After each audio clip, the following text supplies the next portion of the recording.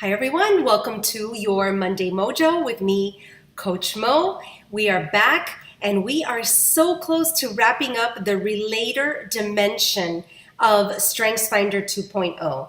So this dimension has all of those talents that have to do with relating to others. And we've got two more to go. We've got today's and next week's. So if you read my email, then you know that this talent can count their friends in one hand, right? We're talking about the talent of relator. And also in my email, I mentioned that people with relator oftentimes will say things like, I hate networking.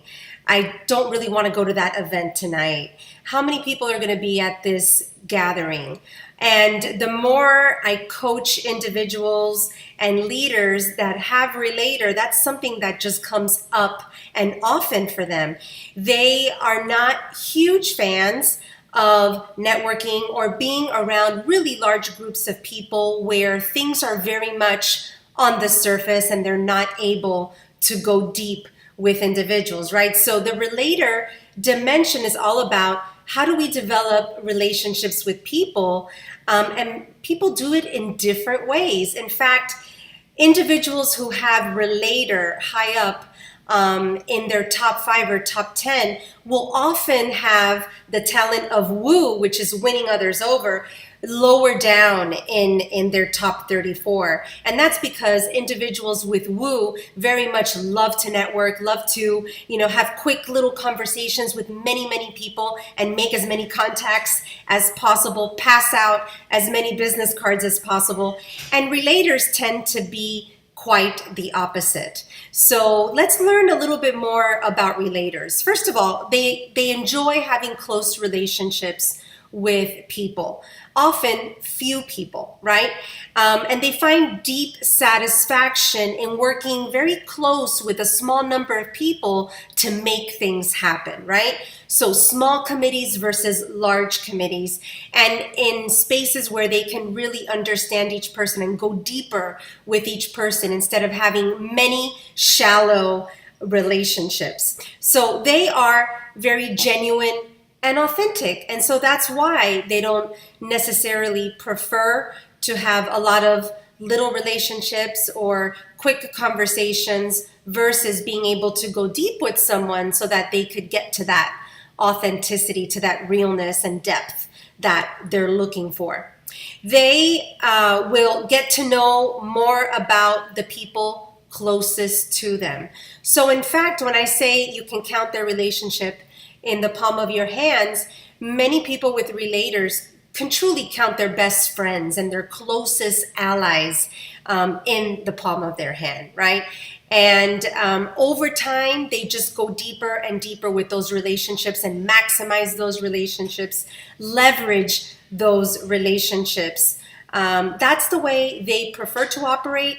That is the best use of their time when we talk about building relationships.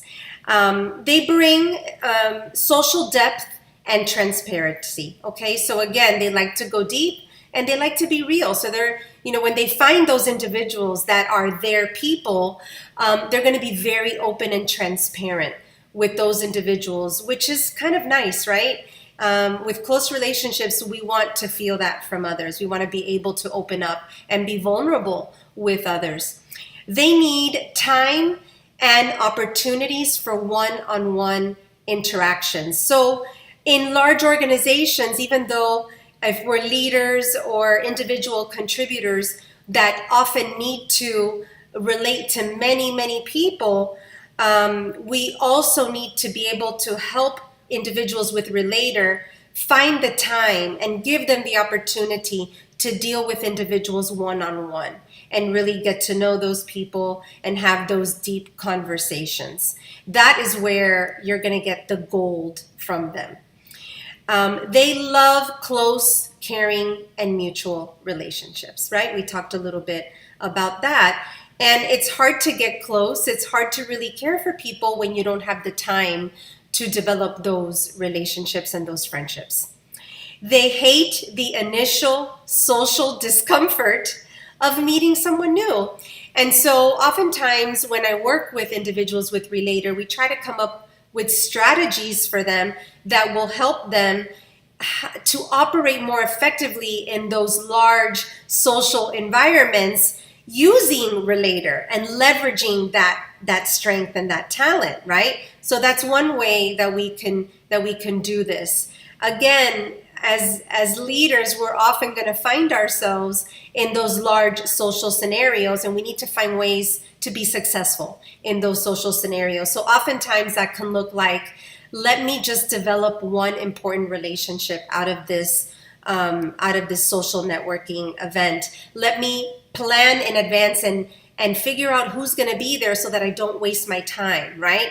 And I perhaps find someone who I know and have them introduce me to that right person and begin to develop that relationship, have that meaningful conversation, and then they can take off from there. They have successfully achieved that goal.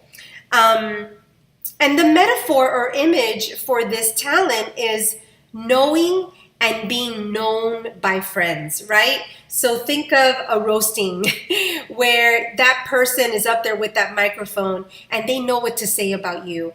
They have that depth with you that they could share fun and interesting stories because they've known you for a long time and you've been able to establish that really amazing, fun relationship. And so that's a little bit about Relator. Again, slightly different from some other talents like Woo, for example. These individuals like to go deep. They like to count their friends in their hands. They're not going to likely volunteer for a lot of these social gatherings. So you really want to think about how best to utilize them and get the most out of them if they're a part of your team. Or if you have Relator, think about some of the strategies that I shared with you today. I hope you enjoyed learning more about this amazing talent of Relator. And next week, we are going to cover the last talent that we find in the relating dimension. And then after that, we're going to move on to strategic, another awesome dimension to talk about. So have a fantastic Monday. Have a wonderful week. And I will catch you next week. Bye-bye.